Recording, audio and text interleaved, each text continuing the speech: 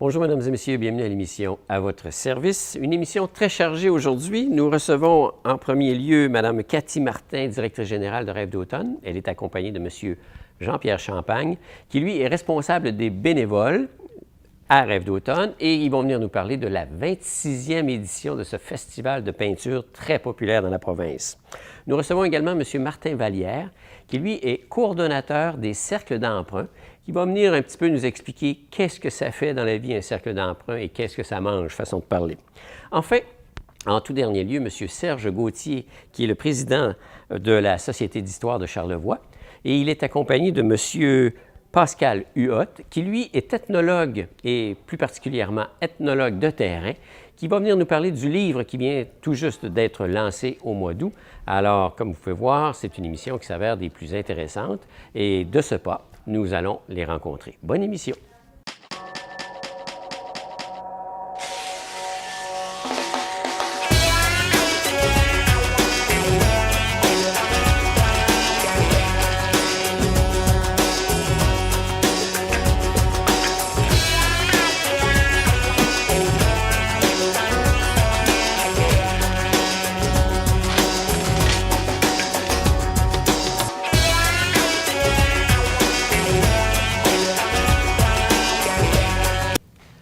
Cathy Martin, directrice générale de Rêve d'automne, bonjour. Bonjour. Vous êtes accompagné aujourd'hui de Jean-Pierre Champagne, responsable, coordonnateur, je ne sais pas comment trop l'appeler, de tout ce qui s'appelle bénévole. Responsable des bénévoles. Et multiples fonctions. Oui, j'en ai beaucoup. Et autres tâches. Et autres tâches.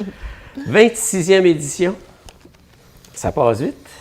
Ça passe vite et on est toujours là et aussi passionné par ce qu'on fait et toujours cet intérêt à vouloir offrir aux visiteurs et puis aux gens évidemment de la région une expérience artistique et humaine différente chaque année. Pour vous, c'est la 13e édition en tant que directrice générale.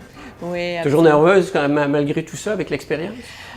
Chaque année, comme il y a des nouveautés, il y a des choses, des nouveaux défis, des nouveaux problèmes à régler, etc.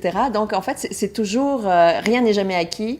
Alors, oui, c'est toujours un petit peu de pression, mais en même temps, on aime ça, l'adrénaline. On aime ça, relever des défis, puis trouver des solutions à des nouveaux problèmes. Ça fait partie, en fait, de ce qu'on aime. S'il n'y avait pas de problème, on n'aurait pas de job, comme on dit.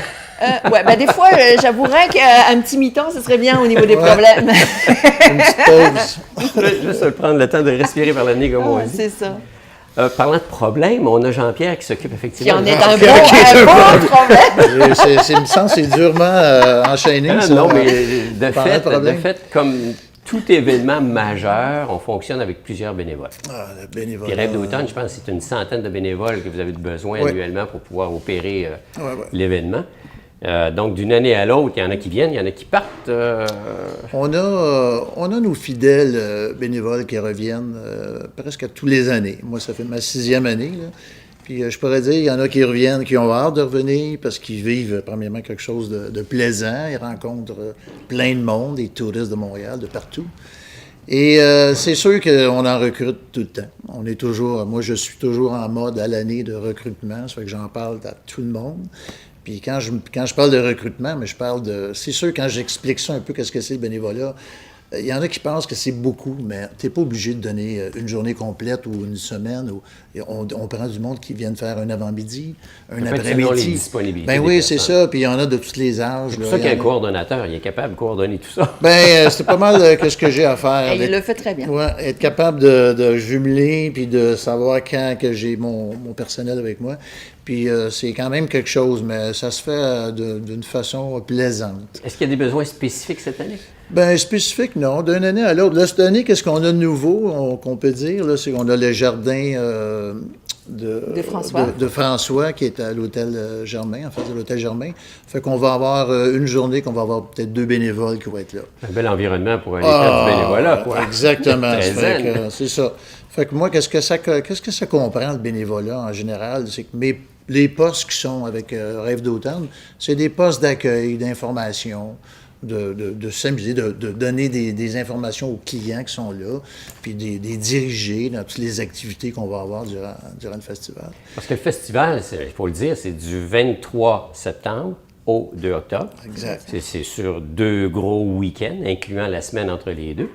Est-ce qu'il y a des nouveautés cette année? Bien sûr. On attendait la question. Bien sûr. Alors, cette année, chaque année, on veut vous faire découvrir un artiste qui a marqué un petit peu l'histoire de la peinture au Québec.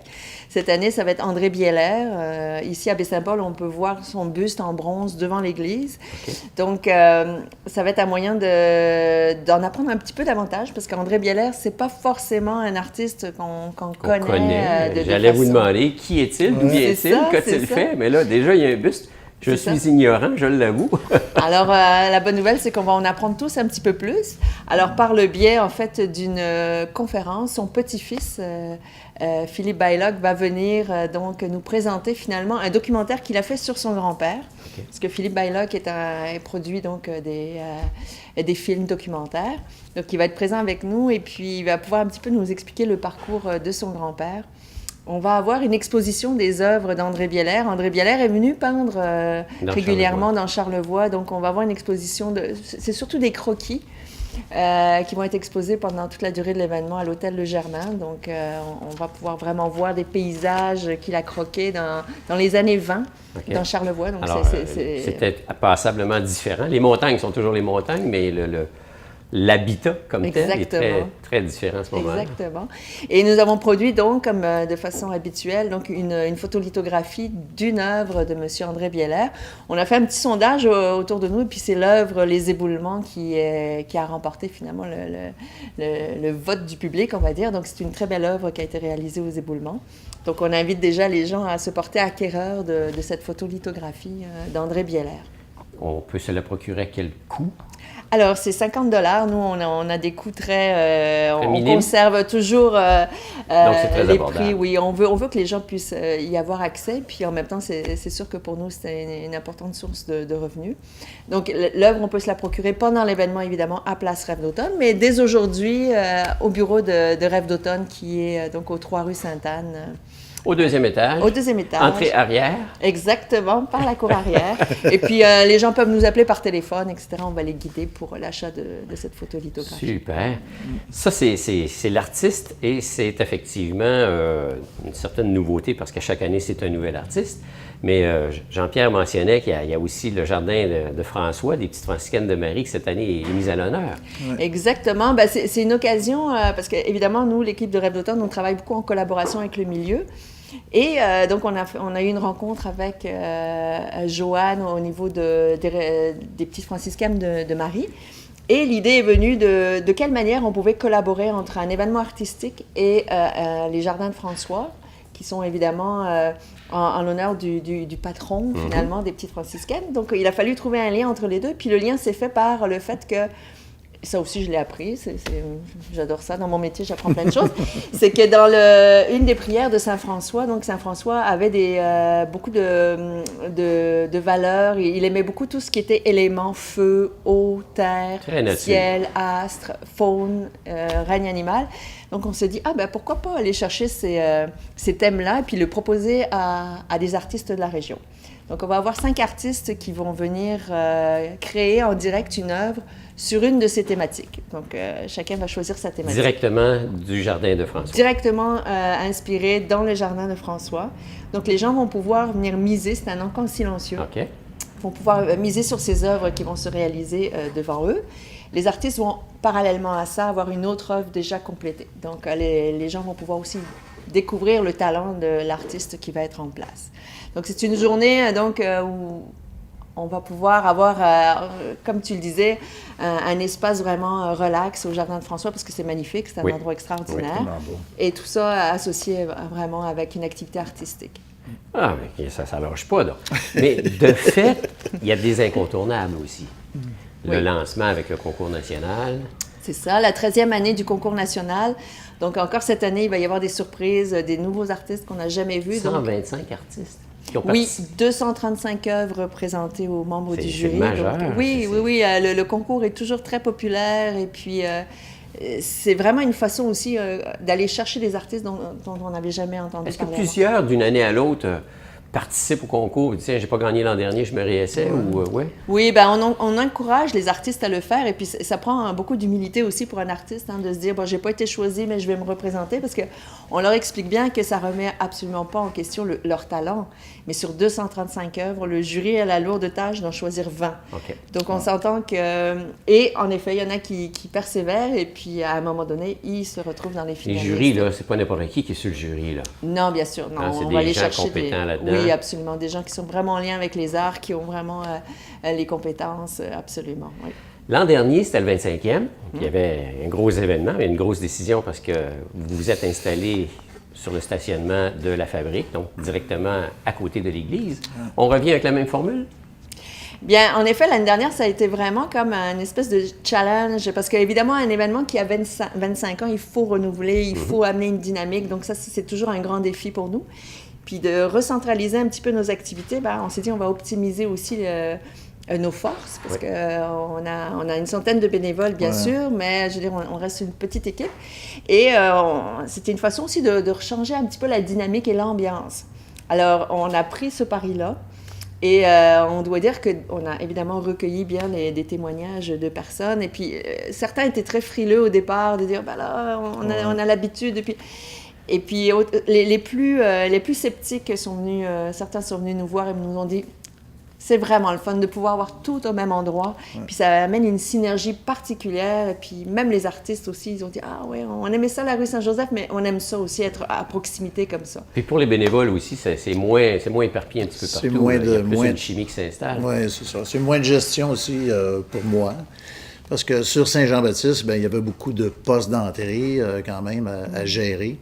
Dans ce cas-là, mais comme Cathy a dit, c'est que c'est plus facile pour tout le monde, en fin de compte. C'est que tout le monde peut aller au carrefour, en sortir, être en plein dans l'événement. C'est très central. C'est central. La beauté de Baie-Saint-Paul, c'est ça. Il y a un côté central des choses. C'est ça. Puis tout le monde aime ça. Moi aussi, j'ai fait mon petit sondage. Puis en général, tout le monde a préféré ça. C'est sûr qu'il y en a des nostalgiques qui ont la rue Saint-Jean-Baptiste, ça revient souvent, mais c'est une question de temps. Mais parlant de rue, il va toujours y avoir effectivement la rue à peindre. Là. Tout le monde est sur la rue à un certain week-end.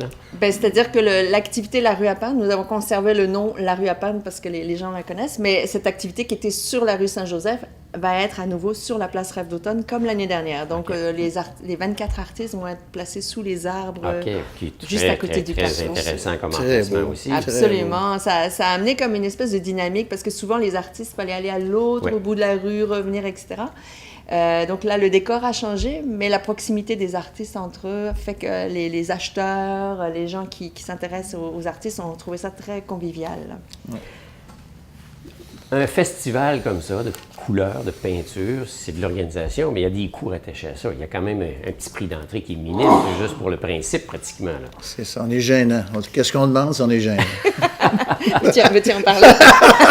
Non, mais je veux dire, moi, pour l'avoir vécu depuis 6 ans, là, on en fait. On a tous fait des événements, des festivals. Là. Puis on demande 7 $ pour un bracelet pour être capable de passer, ceux qui peuvent, naturellement, 2 semaines. Même si ça serait que juste une journée ou un avant-midi. C'est premièrement pour encourager l'événement, là, que ça continue, c'est la 26e année. Et c'est ça, c'est peu demandé pour vivre cette expérience-là. Puis de rencontrer les artistes, puis de parler avec eux autres. Puis on n'a pas juste ça, on a de l'animation. Il y a plein d'affaires, autant pour les... spectacles, l'animation. Des spectacles. Pour les enfants, il y en a des maquilleuses, on a de l'animation qui se fait toute la journée. Fait que c'est vraiment pas cher. C'est juste pour dire qu'on supporte l'événement. Ben oui, c'est toujours un défi, un événement du genre, d'une année à l'autre, de sécuriser on aimerait pouvoir offrir l'événement gratuitement. Je veux dire, on aimerait, mais je veux dire, l'événement n'existerait plus si on ne chargeait pas ce montant-là. Puis d'ailleurs, les gens de la place ont accès aussi à ce bracelet actuellement en pré-vente à 5 $. Donc, OK, 5 $ pré-vente, 5 $ à la porte. Exactement. Jusqu'à la veille de l'événement. Ça va à peine d'en profiter. Il y a plusieurs endroits, je pense, où on peut s'y procurer. Galerie d'art Iris. Guylaine Fournier, Galerie d'art aussi.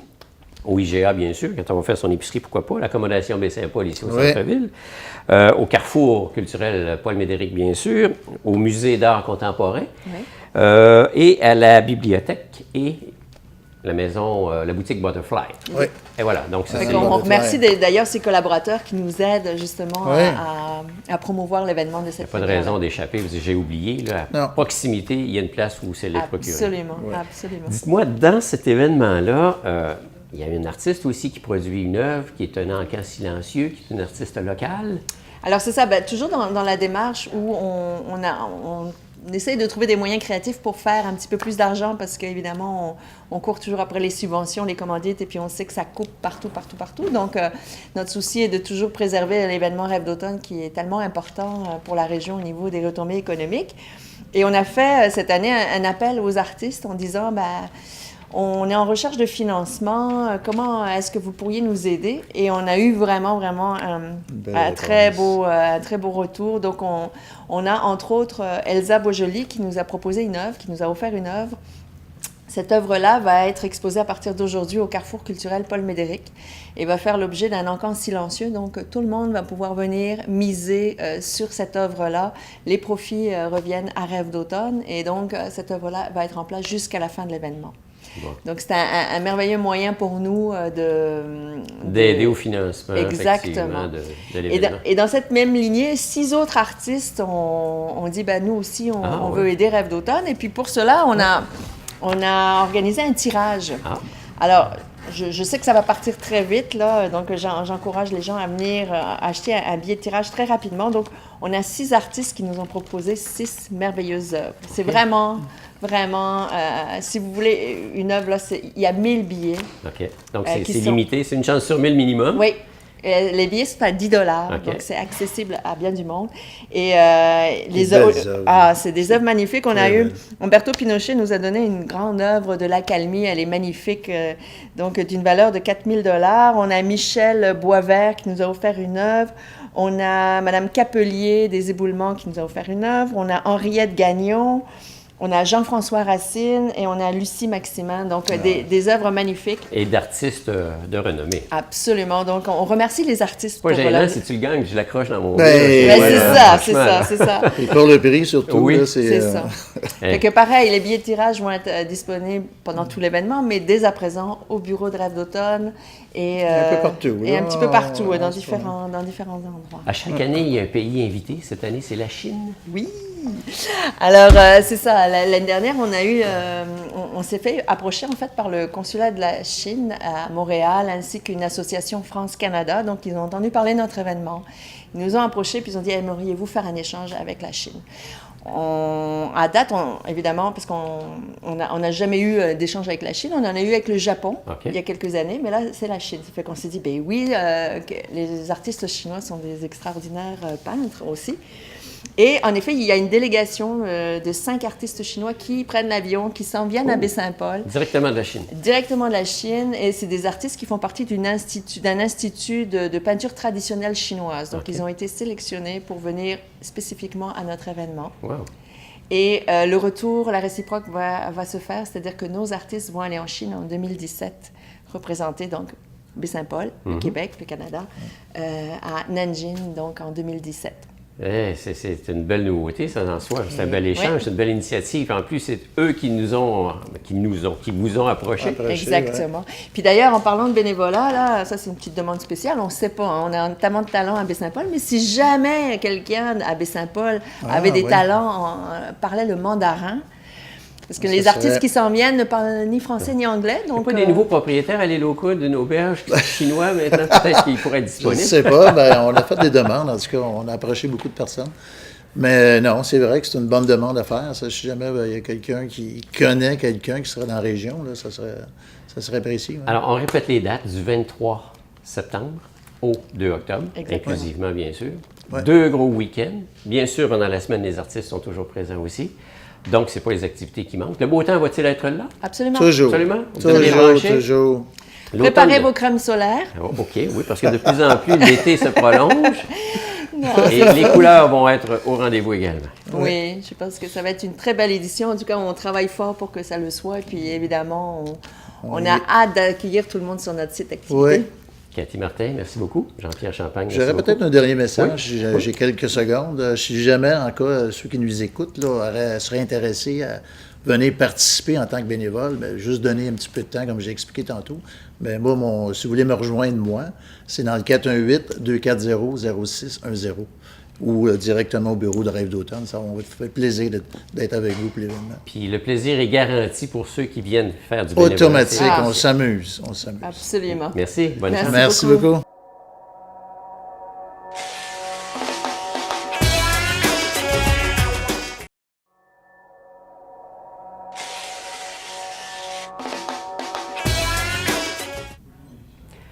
Martin Vallière, coordonnateur du Cercle d'emprunt, bonjour. Bonjour Herman, ça va bien? Ça va très bien. Ouais. Cercle d'emprunt, on entend ça à droite, à gauche. Vous êtes omniprésent depuis plusieurs années, mais avant de commencer là, à parler du cercle d'emprunt comme tel, qu'est-ce que ça fait? Je veux dire, ça vient d'où le cercle d'emprunt? Ça dit quoi le cercle d'emprunt? Écoute, les cercles, là, ça fait quand même longtemps que ça existe. Cercles, Ouais, on l'appelle les cercles. Ouais. OK.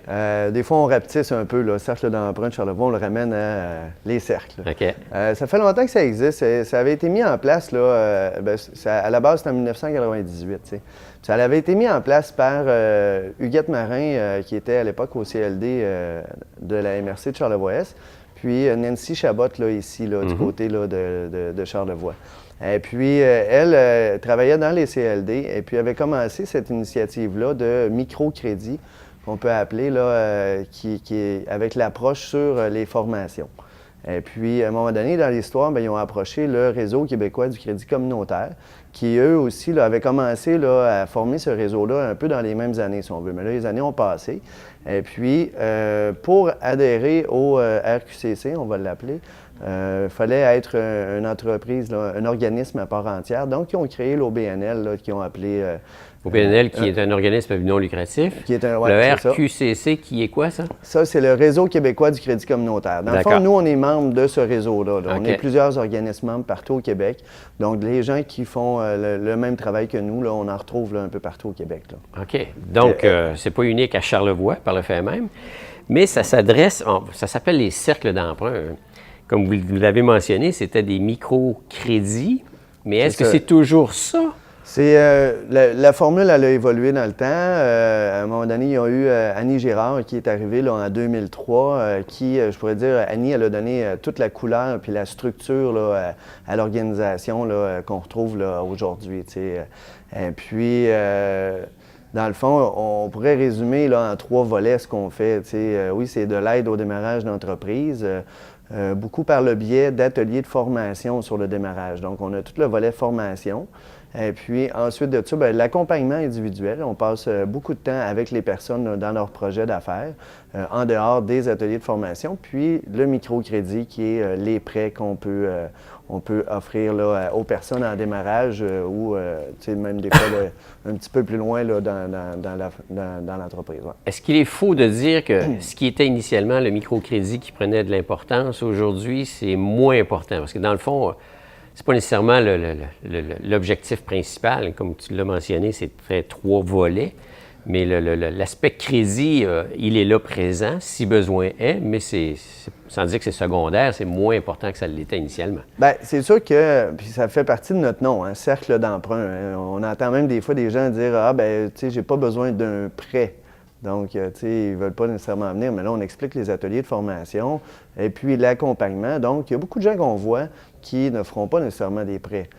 Dans nos statistiques, l'an dernier, on a vu 97 personnes, mais on a fait 7 prêts.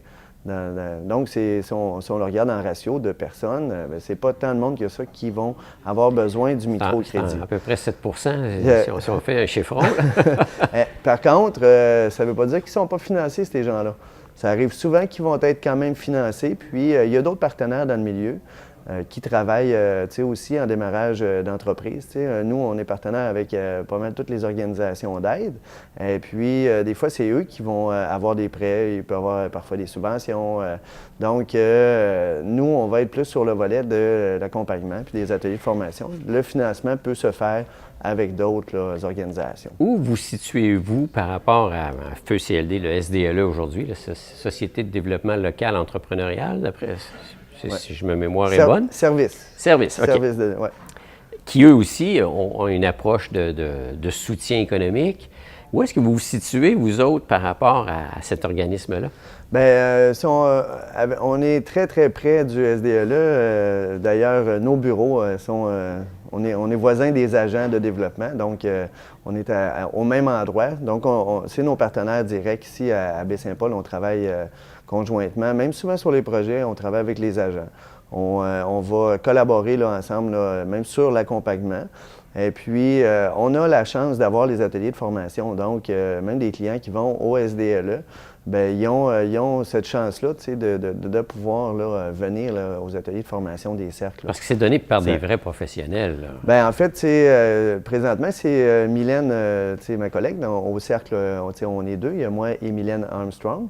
Donc, c'est Mylène qui anime là, les ateliers de formation. C'est une série d'ateliers, là, il y a 12 ateliers, en fait, là. Puis, au courant de ces 12 ateliers-là, bien, Mylène, elle va faire venir des professionnels, que ce soit les agents comme du SDLE ou d'autres organisations d'aide. Ensuite de ça, bien, on va avoir des avocats, des notaires, des comptables, des graphistes, des assureurs. Donc, c'est des professionnels du milieu qui viennent participer là, souvent pour... Parce que c'est pas évident. J'ai beau avoir une idée, comment je me structure. Donc, c'est là que le plan d'affaires, vous êtes de bons conseils. Est-ce que je m'enregistre? Est-ce que je suis un travailleur autonome? Est-ce que je m'incorpore? Je fais quoi? Comment je le fais? Quand est-ce que je le fais? C'est pas toujours évident. Ouais. Quel type d'entreprise que j'ai? Dans le fond, il y a plein de questions. Il y a plein de questions. Hein? Ouais. Là, il y a plein de réponses qui peuvent venir du cercle d'emprunt, là, par les ateliers et tout ce qu'il y en a. Il y a beaucoup de réponses qui viennent du cercle d'emprunt. Et puis, on travaille avec des clientèles adultes. Hein? Donc, les gens, ils ont de l'expérience. Ils arrivent de soit un milieu, dans le milieu de l'emploi, ou des fois, c'est un milieu entrepreneurial aussi. Donc, les gens qu'on rassemble autour des tables, c'est des gens qui ont du vécu. Et puis, nous, on favorise les échanges. On favorise ce partage de vécu-là. Donc, souvent, même, c'est entre eux, c'est l'apprentissage par les pairs qui va se passer pendant ces ateliers-là. Il y a une belle complicité par le fait. Il y a une belle complicité. Puis, on parlait tout à l'heure de la forme juridique. Bien, des fois, en échangeant, il y en a qui ont essayé quelque chose, ils ont fait des démarches, ils ont fait ces étapes-là, mais ils ont vécu des choses pendant qu'ils le faisaient, bien, ils le partagent aux autres, même les bons coups, les moins bons coups. Donc, ces échanges-là, là, c'est très, très important dans les cercles. Il y a un homme d'affaires qui m'a déjà dit, Herman, il dit en affaires, il y a 3 personnes importantes. Il y a ton avocat, il y a ton comptable, j'en oublie un autre, malheureusement. Vois-tu, c'est pour ça que je suis pas en affaires. Mais foncièrement, ce qui est important à travers tout ça, c'est d'être bien entouré. Bien entouré, le réseau d'affaires, c'est vraiment important. Puis il faut savoir s'entourer. Puis il ne faut pas avoir peur. Il ne faut pas avoir peur de s'entourer, puis d'aller chercher les bonnes personnes. Souvent, même un chef d'entreprise va dire qu'il faut mettre les bonnes personnes aux bonnes places. Oui. Bien, dans notre réseautage, c'est pareil. Il ne faut pas avoir peur d'aller vers les gens, puis de se faire connaître et de dire ce qu'on fait. La troisième personne, c'est le banquier. C'est le banquier. Ils sont très importants. Oui, effectivement. Vous faites des cohortes. Il y en a une qui va partir très bientôt. Oui. On a une cohorte qui commence la semaine prochaine. Donc, le mardi, là, du côté de Baie-Saint-Paul, là, ça va être les mardis après-midi. Sur la partie collective qu'on appelle, là, les ateliers de formation de groupe là, qui débutent, c'est 10 semaines. Donc, à partir de mardi prochain, là, c'est parti pour 10 semaines. On essaie de garder la même horaire. Là, donc, tout peut se passer entre maintenant et Noël. Oui, c'est ça. Et après ça, après les fêtes, potentiellement une autre cohorte. On va avoir une autre cohorte, c'est ça. Dans le fond, là, on rassemble les personnes avec, dépendamment, avec notre référencement. Il y a beaucoup de partenaires qui vont référer les gens vers nous. Nos participants, c'est des très bons ambassadeurs aussi. Souvent, ils rencontrent des gens qui ont des idées d'affaires. Ils disent, allez voir au cercle. Et puis là, c'est vraiment le fun parce qu'on a 18 personnes pour débuter le prochain groupe.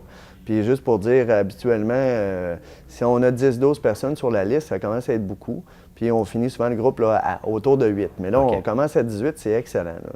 Est-ce que ces gens-là, majoritairement, viennent de la région?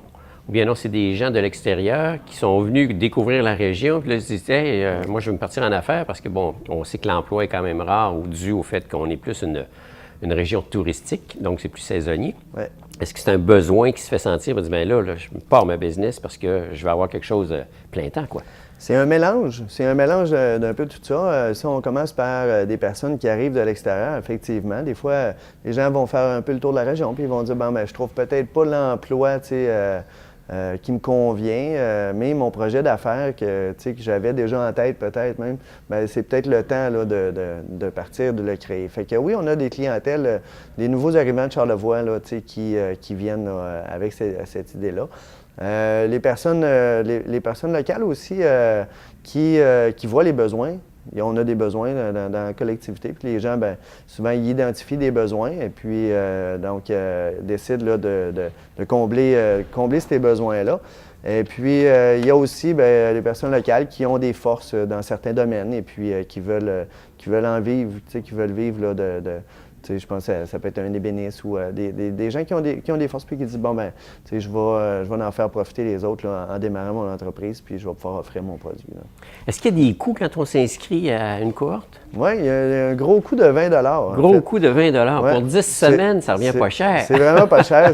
En fait, c'est plus pour l'impression des cahiers, là, parce qu'on veut offrir les cahiers en couleur. Puis c'est juste une petite compensation là, en fait, qu'on demande là, de 20 Fait que Est-ce que les besoins de cahiers sont aussi élevés que quand on s'inscrit à l'élémentaire? Là? Je regardais la charge des choses à acheter. Non, c'est pas, c'est pas pareil. C'est pas pareil. Le magasinage est assez rapide. OK. Oui, le magasinage est assez rapide. Mais tu sais, c'est un organisme à but non lucratif. On a quand même une structure financière.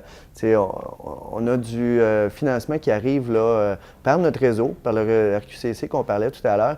Donc, c'est eux qui négocient avec le gouvernement. Donc, il y a une partie de notre financement qui correspond un petit peu à moins que 50 de notre financement qui vient là, du gouvernement, si on peut dire.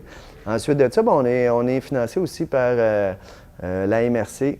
C'est la MRC de Charlevoix. Ici, c'est un partenaire qui a pris le relais des CLD. Les deux MRC, en fait, ont pris le relais des CLD. Parce que le service est offert pour tout Charlevoix, là. Le service est offert, c'est un service gratuit, ça comble un très bon besoin. Tu sais. Donc, c'est les MRC, ils ont décidé de prendre le relais des CLD. Puis du côté de Beaupré, ça, c'est une nouvelle entente. Là, on est à notre 3e année avec... Parce que vous couvrez la région de Beaupré aussi. Oui, on couvre Beaupré. Là, on est à notre 3e année. Est-ce que c'est dû à la capitale, le lien de la capitale nationale et tout ce qu'il y en est? Bien, en fait, du côté de Québec, il y a le Fonds d'emprunt de Québec qui est des partenaires à nous là, dans notre réseau. Puis il y avait un vide, là. La côte de Beaupré n'était pas desservie là, assez. Donc, oui, les gens pouvaient aller au Fonds d'emprunt de Québec, mais ils n'y allaient pas vraiment. Fait avec eux, on a travaillé là, pour arriver à offrir le service. Puis là, on travaille avec Développement Côte-de-Beaupré à cet endroit-là. Puis aussi, il y a quelque chose de particulier. On a un programme avec l'île aux Coudes aussi. On a un programme là, avec l'île aux Coudes il y a un fonds qui est dédié à l'île aux Coudes. Comme le fonds de Beaupré, c'est un fonds dédié à la côte de Beaupré. Et puis pour ça, c'est pour les prêts. Et puis on a un fonds dédié pour l'île aux Coudes. On travaille un programme qu'on appelle le DÉFI, qui s'appelle le développement entrepreneurial par le fonds insulaire. Insulaire, OK. Ouais. Oui, effectivement, ceux qui vivent sur l'île, ce sont des insulaires. Puis un nouveau partenaire qu'on a aussi, là, que je n'ai pas nommé, c'est Desjardins. Donc, c'est pas un nouveau partenaire parce que ça fait longtemps que dans la région, ici, on travaille avec Desjardins. Mais là, on a travaillé des nouvelles ententes à plus long terme avec... on a travaillé avec Développement international Desjardins. Donc, c'est tout notre réseau, dans le fond, le réseau québécois du crédit communautaire, aussi là, les autres organismes membres aussi, là, ont travaillé des ententes comme ça. Puis ça reste toujours là, un partenariat avec nos caisses locales. Là. Ce qui vient assurer la pérennité du Cercle des emplois. Oui, vraiment, l'entente avec Desjardins là, a donné un bon coup de main là, à stabiliser là, nos opérations. Là. On a de besoin. Oui, on a de besoin. Puis, c'est l'offre de microcrédit, dans le fond. On vient combler un service avec tout l'accompagnement qu'on met pour... comme souvent, les gens, ils vont venir au cercle, mais après ça, ils vont dans les autres organisations d'aide, puis ils vont aller dans les institutions financières après. Donc, tout ça mis ensemble vont favoriser peut-être d'avoir une entreprise plus solide dans le milieu qui va durer dans le temps. C'est des bons échanges de part et d'autre. Le fait qu'il soit passé par les cercles d'emprunt, qui ait appris, façon de parler, à se structurer, puis que l'entreprise démarre, dans le fond, puis qu'elle ait un certain succès. Quand tu arrives côté bancaire, après ça, pour aller voir une institution en bonne et due forme, bien là, tu connais un petit peu les règles du jeu, tu sais comment ça se passe. Oui. Alors, ça vient faciliter potentiellement l'emprunt possible ou le soutien financier. Oui. Ah, bien, regarde, c'est super. Alors, de fait, donc, il y a une cohorte qui commence la semaine prochaine. Oui, on a une cohorte là, qui débute. C'est possible encore de s'inscrire. Oui, il y a encore de la place, problème. malgré le fait que ce soit 18. Là. Il y a de la place, on a plein d'idées. Ah. On en jase. Écoute, on dit qu'on est 360 degrés, nous. Hein, on s'adapte à tout. Hein, et puis, c'est possible de s'inscrire. On a un site Internet qui est facile à trouver, là, Cercle d'emprunt de Charlevoix. Et puis, il y a un formulaire d'inscription où les gens peuvent directement nous appeler. Là. Puis, il y a notre page Facebook aussi Oui, là, qui peut être utilisée. tout le monde est sur Facebook aujourd'hui. Tout le monde est sur Facebook. Les gens peuvent nous écrire des messages là, en privé aussi là, sur la page Facebook. Là. D'après les statistiques de Facebook, on est très réactif aux messages. Là. Bon, ça va bien à ce niveau-là. Bien, bonne chance pour cette nouvelle cohorte. Merci de votre visite, M. Vallière. Merci Et puis, beaucoup. on aura sûrement l'occasion de se jaser pour autre sujet, parce que vous êtes un rameur invétéré, un pagailleur, comme on dit. Oui, mais là, présentement, on rame pour les cercles. On rame pour les cercles. Merci et bonne chance. Merci beaucoup.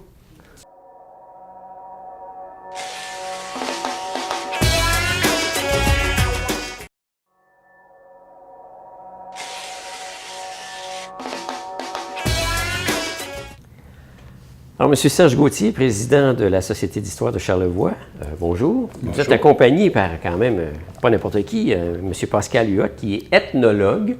C'est pas un mot qu'on entend souvent, c'est pas une profession qu'on voit quotidiennement au coin de la rue.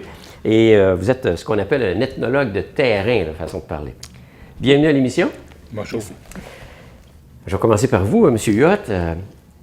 Vous êtes un ethnologue qui, aujourd'hui, on entend ethnologue, anthropologue, sociologue, tout ce qu'il y en a. Pouvez-vous un petit peu nous situer par rapport à tous ces grands mots savants? Si on prend les anthropologues et les ethnologues, on a un peu la même formation à la base.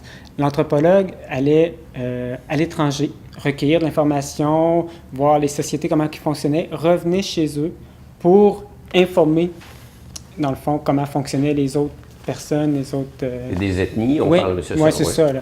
Okay. Maintenant, c'est plus dur de trouver une petite tribu inconnue en Papouasie. Le mixage est rendu très populaire. Oui, puis les ethnologues, eux, travaillaient sur leur propre culture. Donc, ils allaient sur le terrain, rencontraient les gens avec un savoir-faire ou un patrimoine ou des porteurs de tradition, recueillaient cette information-là et la redonnaient à la population pour pas que ça se perde. Donc, eux conservaient beaucoup plus.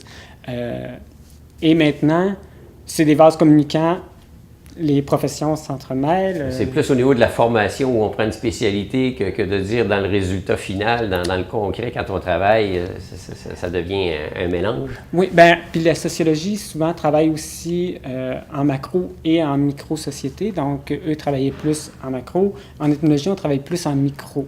Okay. On va aller voir des porteurs de tradition. Souvent, ça va être un informateur qui va nous donner de l'information et on va recouper avec d'autres informateurs. Donc, c'est vraiment d'être avec les porteurs de tradition. Là. Est-ce qu'il y a beaucoup d'échanges entre anthropologues et ethnologues? Y a-t-il des travaux communs qui se font? Oui, maintenant, oui. La plupart de mes collègues ils sont ethnologues ou anthropologues et on travaille des fois sur les mêmes terrains. Maintenant, oui, il y a des beaux échanges qui se font. Là, parce que là, les professions se sont entraidées aussi dans les approches de comment travailler ou collecter. Les deux professions se sont aidées aussi. C'est pas des chasses gardées. Bon, parlez-moi de ça. Donc, on vient de démystifier c'est quoi un ethnologue. C'est bon, ça. Vous avez lancé récemment un livre. Puis le livre, il s'appelle « Ethnologue de terrain », justement. Et si M. Gauthier est là avec vous aujourd'hui, c'est parce qu'il y a eu un vase communicant qui s'est installé, à savoir, c'est la Société d'histoire qui a été l'initiateur du projet de ce livre-là. Là. Oui. En 2014, il y a eu un colloque qui s'est tenu à Saint-Irénée sur les 100 ans du terrain, l'invention du terrain par Marius Barbeau.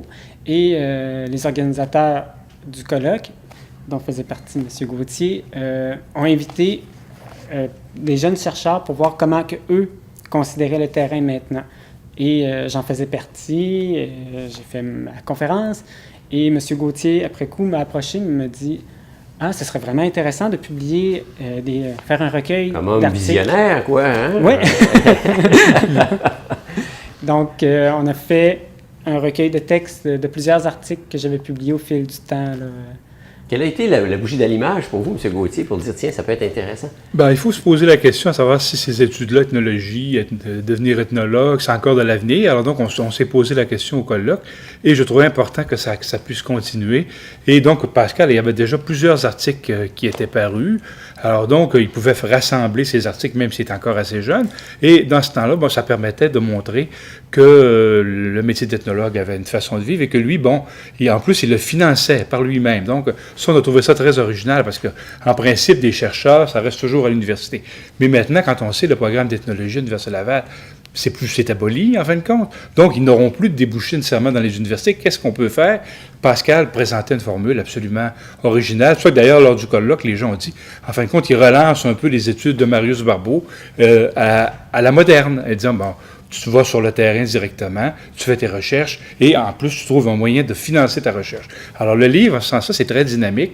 Tu as les articles et puis en même temps, tu vois un peu comment il procède pour financer son projet. Alors, ça devient un livre que je trouve passionnant, moi. Parce que vous avez une corde supplémentaire à votre arc, à savoir, oui, je suis ethnologue, mais en même temps, photographe. Oui, bien, j'ai une formation, un diplôme professionnel aussi en photographie, j'ai une maîtrise en ethnologie. Et j'avais jumelé la photographie à ma pratique sur le terrain. Puis quand j'avais développé mon mémoire de maîtrise avec ma directrice, on avait mis l'accent sur la photo pour que ça soit une preuve valable. Et de fil en aiguille... C'était pas quelque chose qui était dans la norme des choses initialement. Bien, initialement, j'ai une formation aussi d'historien de l'art. Okay. Et j'ai faisais des cours en art visuel, en photographie. J'ai fait... j'ai un bagage scolaire... assez large. C'est ça, il y a beaucoup de diplômes. C'était de trouver le moyen de tout mettre ça ensemble pour se créer, servir de oui, ces connaissances-là pour créer quelque chose. Puis pour me créer mon propre emploi en bout de ligne, là, parce qu'à ma sortie de l'université, après ma maîtrise, je voulais absolument retourner sur le terrain. J'avais eu la chance d'être sur le terrain pendant ma formation scolaire. Et c'était un impératif de retourner sur le terrain. Je voulais absolument y retourner. Et ça ne me tente pas d'attendre des subventions ou de trouver un emploi. Donc, j'ai développé un plan d'affaires qui m'emmenait à... Vive l'initiative. Tantôt, on parlait justement avec le cercle d'emprunt, les gens qui s'en en affaires, le plan d'affaires. On est dans le sujet, comme on dit. Le départ a été pratiquement fait ici, dans Charlevoix, à l'île aux Coudres. Oui. Bien, en réalité, mon premier terrain de recherche, c'était à l'île aux Coudres. C'est la première place où j'ai mis mes pieds d'ethnologue. On aboutit là comment? On aboutit là. En histoire de l'art, j'ai découvert le travail de Pierre Perrault et j'ai adoré ses films, j'ai adoré la vision qu'il apportait sur un patrimoine qui se perdait à l'époque. Donc, ça fait, c'est exactement là que je veux aller. Et il fallait que je trouve un moyen de, un sujet de recherche pour mon mémoire de maîtrise. Et on a décidé, en discutant avec ma directrice de maîtrise, ça serait intéressant de voir s'il est resté des traces du passage de Pierre Perrault à l'île aux Coudres. Donc, ça fait, oui, moi, on me permet d'aller à l'île aux Coudres, travailler sur Pierre Perrault, c'est exactement ce que je veux. Ça a été une découverte totale, vous connaissiez pas la région? Je connaissais la région un peu, beaucoup Baie-Saint-Paul notamment, et on venait en vacances. Là, je venais travailler, donc là, c'était... Joindre l'utile à l'agréable, quoi. Oui. C'est super. Le livre, il est quand même tout chaud, c'est récent que ça a été sorti, lancé, là. Oui, il est sorti en fait au mois d'août. Il est dans les librairies du Québec déjà, donc vous pouvez vous le procurer un peu partout.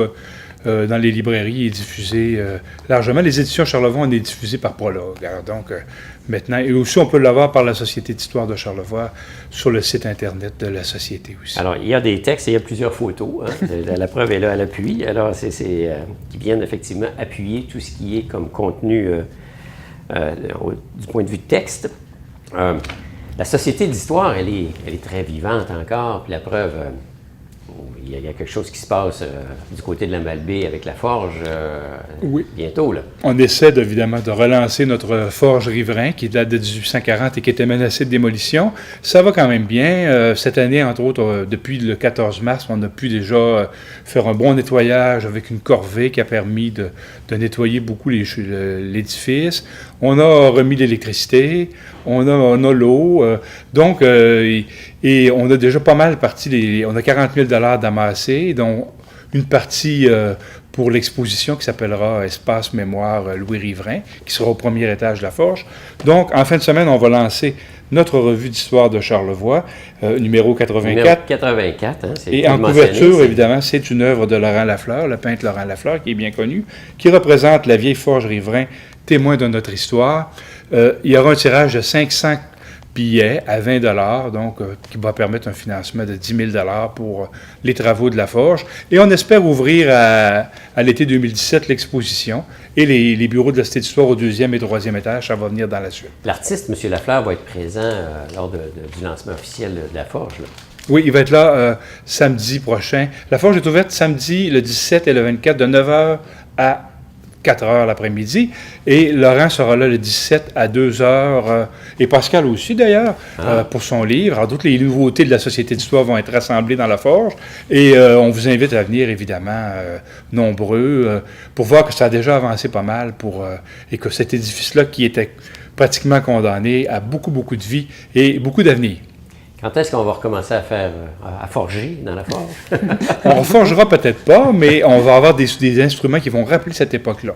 Alors donc, le feu, c'est un musée, il y aura des outils, il y aura des objets, et donc ça va vraiment rappeler l'utilisation. Et la nouvelle utilisation sera la Société d'Histoire de Charlevoix, conservation d'archives et les éditions Charlevoix qui se développent de plus en plus, qui auront aussi les bureaux sur place. Donc, alors, même si ça va être un lieu culturel. Charlevoix, ça vaut la peine de se déplacer et d'aller voir ce qui se passe, effectivement, parce que le patrimoine charlevoisien il est reconnu partout. Et dans le fond, il est là. Donc, c'est d'aller le voir, d'en prendre connaissance. Et la revue, évidemment, qui fait partie du patrimoine. J'invite les gens à se la procurer aussi sur notre site. Les principaux sujets qu'on trouve dans la revue cette particulièrement pour Baie-Saint-Paul, une chose qui est intéressante, c'est l'émeute de 1856 à Baie-Saint-Paul, une émeute électorale qui s'est produite. Alors donc ça, c'est à lire, vraiment un article de Jean-Philippe Jobin, un historien qui nous faisait vraiment présenter quelque chose de bien. À la Charlevoix au temps des guerres mondiales, différents articles sur l'ethnologie, sur les sociétés d'agriculture. Alors donc c'est un numéro très varié de 40 pages. Alors, oui, c'est ça, il est quand même un assez numéro épais, consistant. Oui, franchement, écoutez, c'est super. Alors, si on veut vous rencontrer, on s'en va effectivement au lancement officiel. Sinon, le livre, il est disponible, comme on le disait, à la Société d'Histoire. www.histoirecharlevoix.com. Alors, vous avez la revue et le livre, vous pouvez commander. Super. Et bonne chance dans vos projets futurs. Bientôt, ça serait quoi le prochain, là, s'il se passe quelque chose? Là, je vais sans doute retourner au Bas-Saint-Laurent parce que j'ai travaillé beaucoup avec les métis du Saguenay-Lac-Saint-Jean, les métis de la Boréalie. Et je continue à développer au niveau des métis. Et là, j'ai au Bas-Saint-Laurent. Il y a une classe d'ailleurs dans le Bas-Saint-Laurent qui s'appelle Métis. Oui, métis sur vrai. Hein? Puis, il y a les malicites aussi. Donc, et je continue aussi à faire d'autres terrains. Là, et beaucoup de photos. Oui, oui, d'office. D'office. Super. Merci de votre présence. Merci. Et bonne chance. Merci.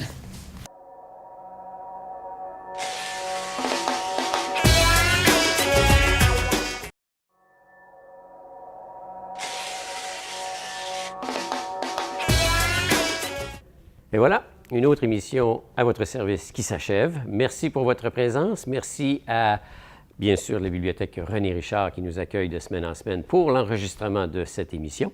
Merci à Normand Gauthier pour la technique.